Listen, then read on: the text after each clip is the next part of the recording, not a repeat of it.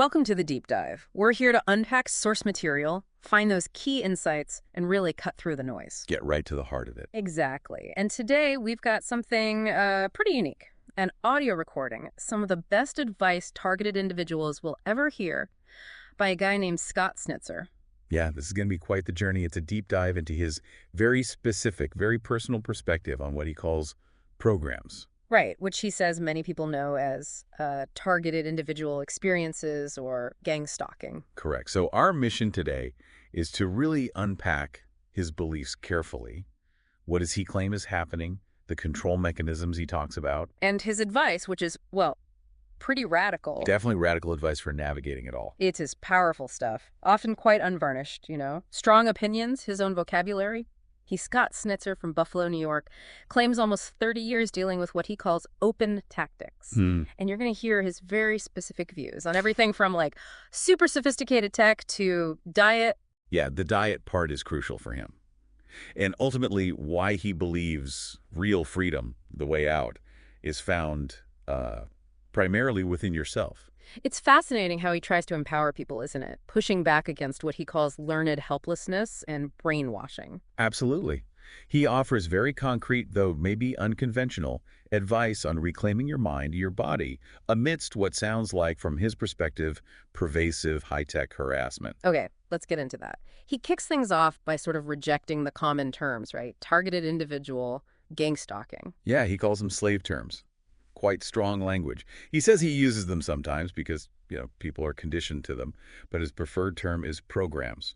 And he thinks people get put into different programs. Based on what? Based on things like how easy they are to isolate, their personality type, psychological profile, different factors. So it's not just random persecution in his view, it's systemic. Exactly. That reframing is key. It shifts it from just you being targeted to being part of a larger systemic operation. And the goal of these programs? To keep people angry, frustrated. Basically to instill that learned helplessness he talks about, and ultimately to facilitate brainwashing. That's his take. Wow. Okay, then he brings in the technology angle, which is pretty mind-blowing. He claims everyone is under some kind of remote neural monitoring. Everyone. But he does clarify, it's not like it controls every single little decision you make. Right, it's more specific. Yeah, he describes it as tech for speech, emotional manipulation, and fine motor skill control. He even says you can be, like, subliminally commanded. Commanded to do or say things for pre-planned scripts. Exactly. That's the phrase he uses, pre-planned scripts. Which implies what? That things aren't spontaneous. Well, he claims most of our scripts or skits are planned at least 1 week in advance, which, if true, suggests this incredibly coordinated effort. Almost nothing left to chance. Okay, hold on. If scripts are planned a week out, what does that mean for free will? Not just for the target, but for the people carrying out these stits he mentions. That's the million-dollar question, isn't it? It really throws the whole concept of agency into question if it's all scripted. How does he suggest you even deal with that if your reactions might even be part of the script? It's like, he uses this analogy, a game of chess. Okay. But it's rigged. He says, your opponent is many moves ahead of you while they're cheating, while you're not.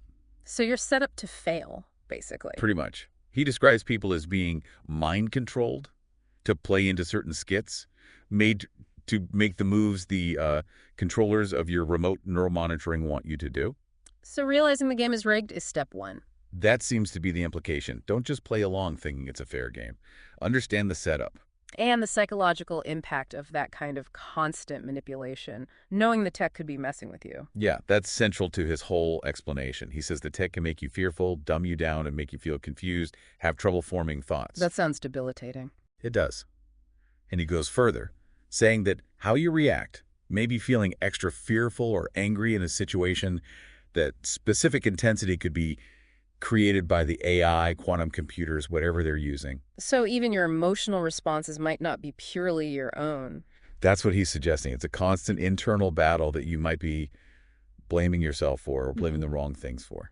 Okay, so given this like incredibly detailed and controlling system he's laying out, how on earth do you navigate it? What's the advice? Well, this is where it gets really interesting because his answer isn't about fighting back externally in the ways you might expect. Right. He says any shame and guilt you feel from the targeting has never been your fault. He blames the tech for intrusive thoughts, vivid dreams, even déjà vu. Exactly. And he mentions voice to skull, hearing voices, but distinctly not his own internal voice, like someone else calling him names from far away. And then there's the brain fog, the trouble thinking clearly. Which he connects not just to things like electromagnetic hypersensitivity to microwaves, RF signals, that sort of thing. Which is a controversial topic in itself. It is. But he also links it directly and very strongly to diet. Ah, okay. This is where the food comes in as a defense mechanism. Yes, this is a core part of his advice for resisting the perceived control. Physical well-being is key. So what specifically does he recommend cutting out or focusing on?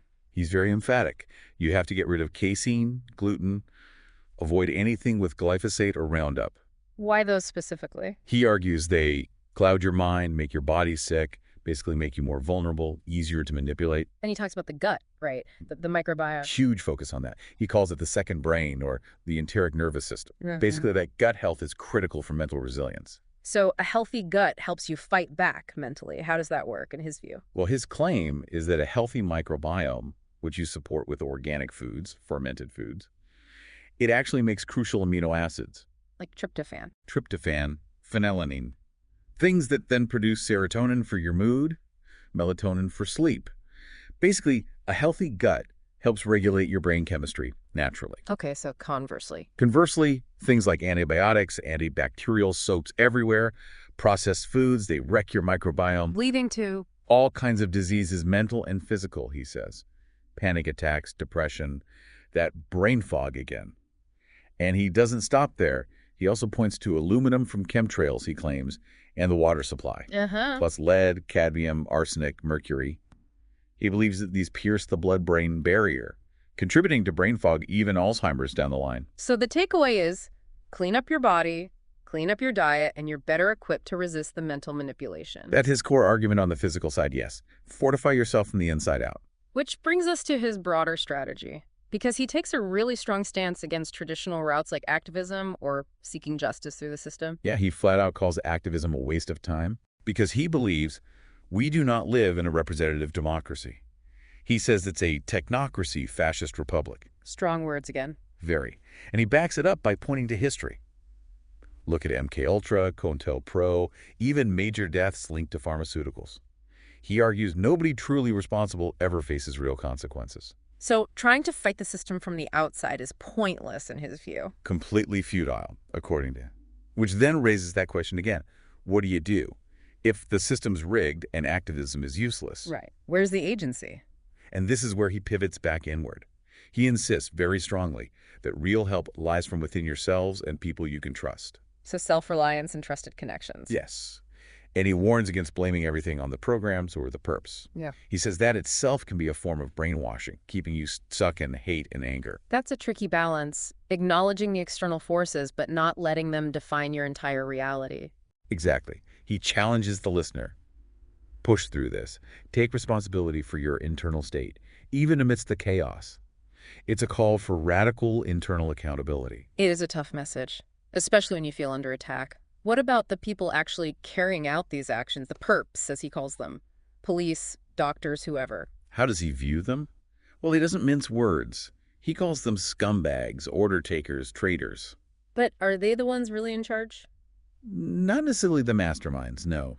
He sees them more as people causing harm, but often, he suggests, without their own real free will, just operating under the illusion of it. So don't waste energy trying to outsmart them. Right. He advises against trying to outsmart these people. Instead, focus on yourself. Work on making yourself smarter, calming yourself down, healing your mind and body. So you can see things more clearly. So you can see things in people for what they are and move past what they've tried to control you with. It's about raising your own awareness and resilience above the level of the game being played against you. Wow.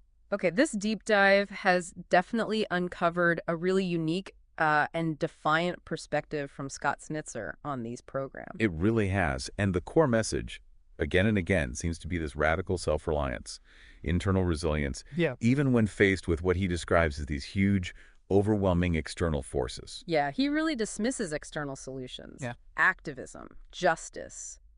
futile in his view because the whole system's corrupt. Fundamentally corrupt, yeah. So all the emphasis goes back to personal responsibility, changing your internal state, diet, lifestyle, but also critically questioning everything, societal narratives, even your own thoughts. And he finishes with quite an empowering thought, actually. He tells listeners that they wouldn't be in this F program, or one of them, if they weren't fundamentally good people. Right. Good, worthwhile people of conscience, heart, character, and intelligence. That implies there's a reason they were chosen, something positive about them. It does suggest a kind of selection process based on inner strength or positive qualities, paradoxically, which leaves you with a final thought to chew on. If, like Snitzer claims, the people behind all this know us better than we know ourselves and are essentially just toying with us, how does internalizing that perspective maybe shift your own definition of what resistance really means, what freedom really looks like?